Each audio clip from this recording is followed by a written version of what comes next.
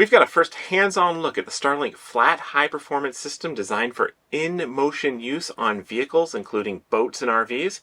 Let's take a look.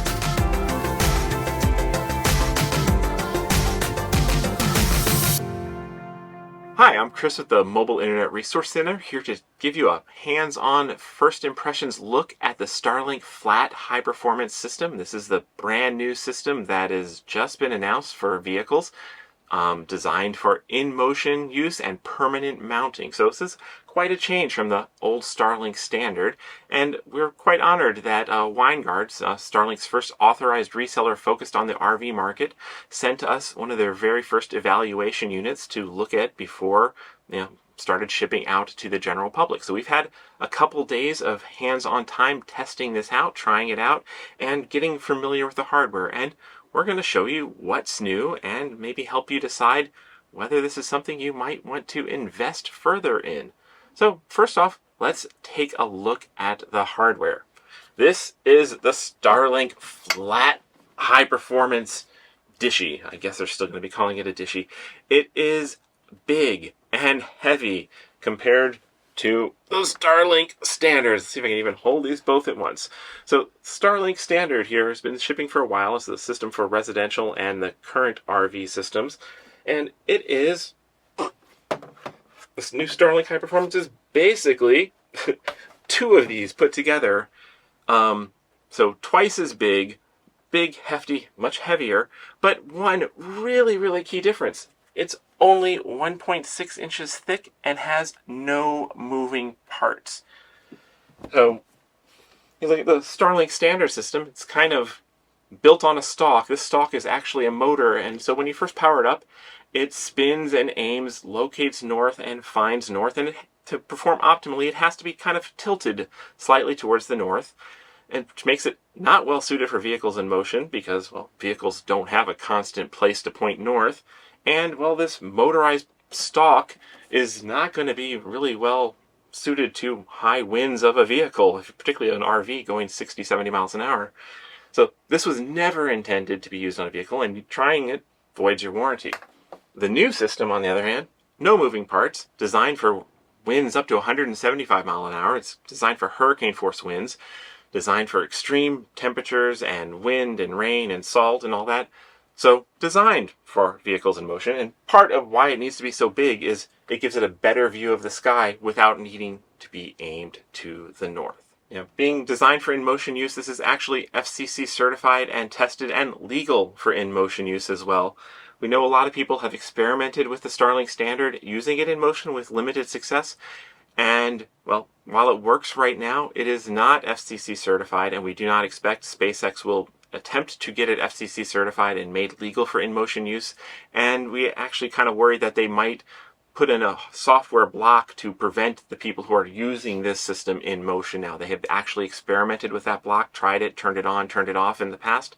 And we think now that an official FCC certified in-motion system is shipping, they might get around to flipping the switch and having all of these systems stop working when motion is detected. So keep that in mind. If you're using this system in motion right now, your time may or may not be numbered. Now, what else do you get in the kit? Well, one of the other big differences is how you mount it. So the old Starlink standard system, it's got a pole coming out the bottom, and there's actually a wide range of accessories available to attach this pole to various things. Whether clamping it on to a flagpole and raising it up high. It comes with a little ground deploy mount, so you can put it at the end of a long cable and put it out from under the trees. Or there's actually several third-party available accessories for mounting it as well. So a lot of flexibility for mounting this, but again, not designed to be mounted on something that is in motion, particularly in motion at highway vehicle speeds. Boaters can probably get away with it because they're cruising slower. The Starlink Flat High Performance system at the moment only has a single mounting option available, and that is actually included with it. That's what's bolted on here on the bottom. This is called the Wedge mount. It looks like a wedge, and it actually, you screw it down to a flat surface, and they include all the mounting hardware you need, and then it kind of holds the Starlink up at an 8-degree angle. You angle it forward. That is to help it shed snow or rain, or have the wind blow past it, and it probably helps keep it cool, having wind go underneath it as well. So it is just a very simple little mount. There are no other official and certified mounting options available yet, but we know there are many others being worked on, including from Winegard. So if you want other mounting options than this, you might just have to wait or get creative and see what comes of it. Now, what else is in the kit, and what else is different between when you get the Starlink standard system and the Starlink Flat High Performance? One thing that is the same is the routers that come with each kit. They are actually the same model number, even though the plastic is slightly different color.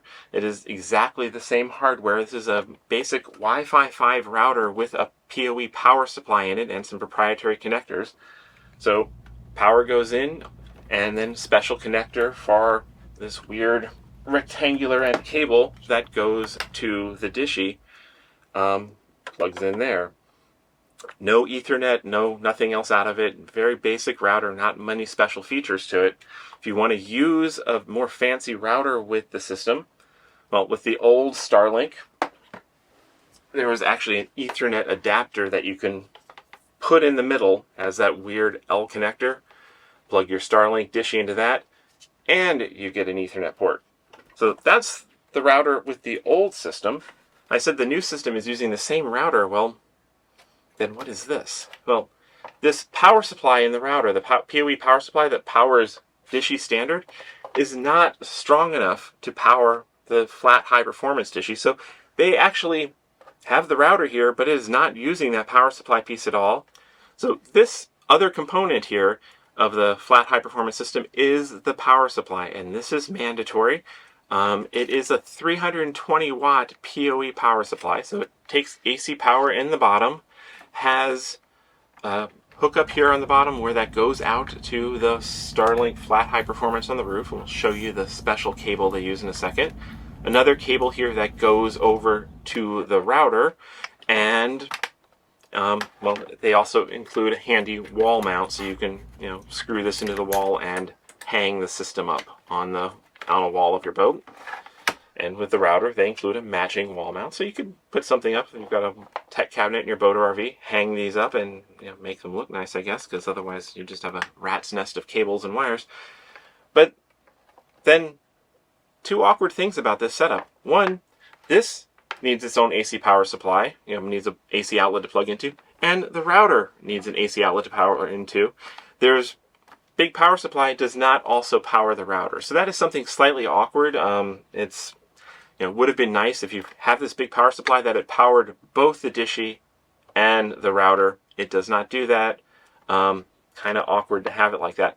But fortunately, you do not need the router. Presumably most people who are using a high performance system like this have a more capable router of their own, something that combines in cellular as well, like a Peplink router or something that you'll be doing connection bonding or load balancing or failover with, because Starlink does have dropouts, or you might have trees where you end up parking. So this router is no longer a mandatory piece of the system. You can actually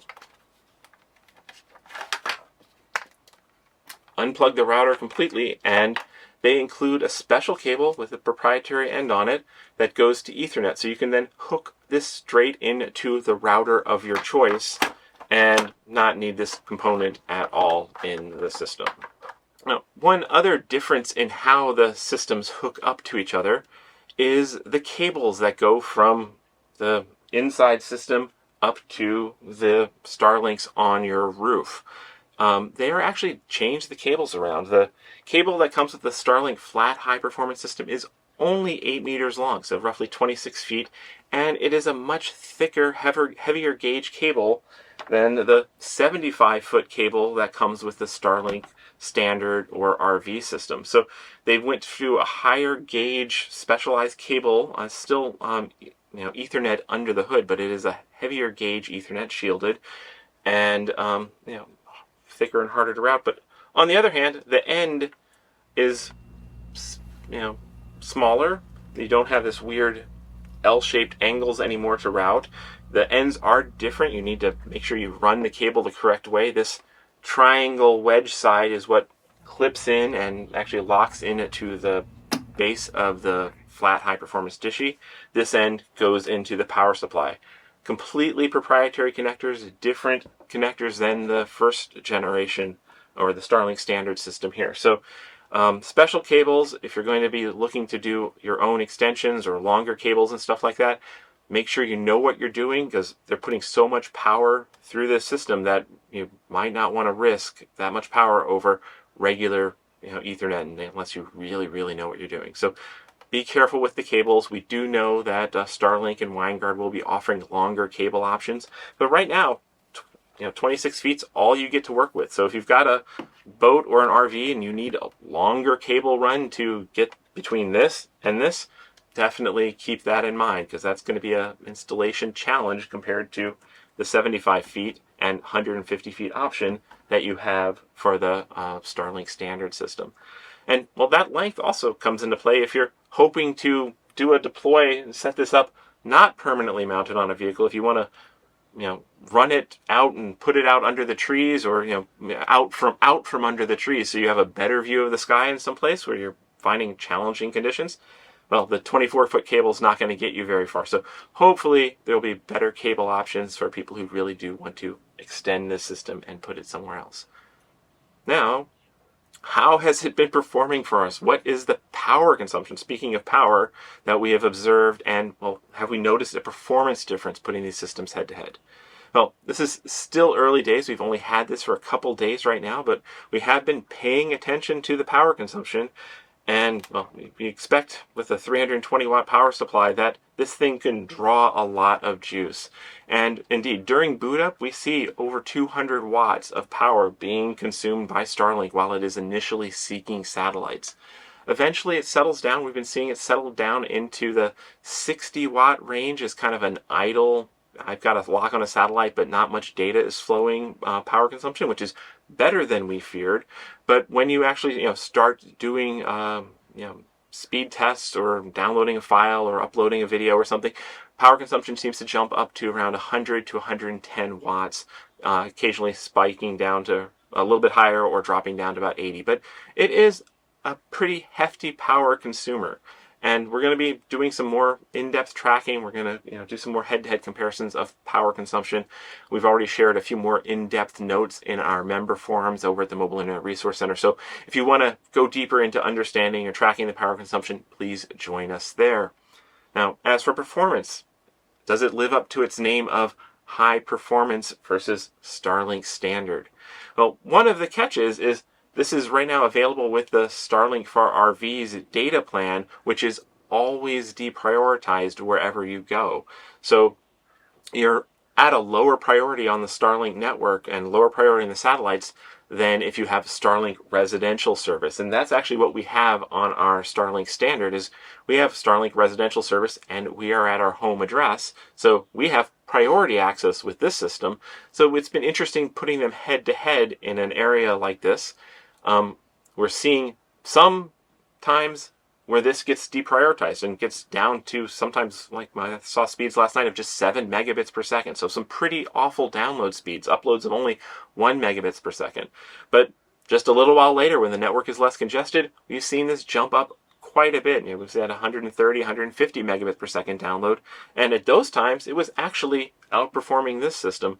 But at other times, this system, which has a higher priority here, was outperforming that. So again, we've only had 2 or 3 days of testing. We're going to take both systems out on a van trip and go someplace where this is no longer in its home territory, and we're using the portability feature. So they should both be deprioritized on the network, and we'll be able to have a more fair apples to apples head-to-head comparison around performance. But that is something to keep in mind, because you cannot get residential service with portability with this Starlink system at the moment.